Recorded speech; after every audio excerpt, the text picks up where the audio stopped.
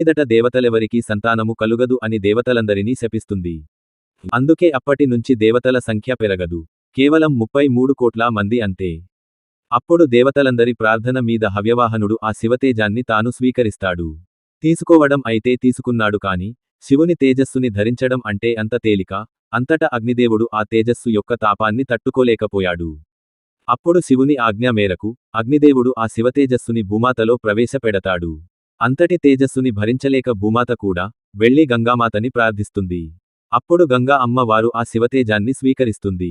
అంతటి గంగానది కూడా ఆ తాపాన్ని తట్టుకోలేక, కైలాస శిఖరాల దగ్గరలో ఉన్న శరవణము అనే రెల్లుపొదల తటాకంలో విడిచిపెడుతుంది. ఆ రెల్లుపొదల తటాకం నుండి, 6 ముఖాలతో, 12 చేతులతో, దివ్యమంగళ స్వరూపుడై, మార్గశీర్ష శుక్లషష్ఠినాడు, ఒక బాలుడు ఉద్భవించాడు. ఆయనే సుబ్రహ్మణ్యేశ్వర స్వామి వారు. ఆయన పుట్టగానే, 6 కృత్తికా నక్షత్రాలు వచ్చి వారి స్తన్యమిచ్చాయి కాబట్టి, స్వామివారికి, కార్తికేయ అని, పుట్టగానే 6 ముఖాలతో ఉండడం వలన స్వామికి ఆరుముగన్ అని, షణ్ముఖ అని నామం వచ్చింది. షణ్ముఖుడు పుట్టగానే దేవతలు ఆ బాలునిపై పుష్పవర్షము కురిపించారు. దేవదుందుభిలు మ్రోగించారు.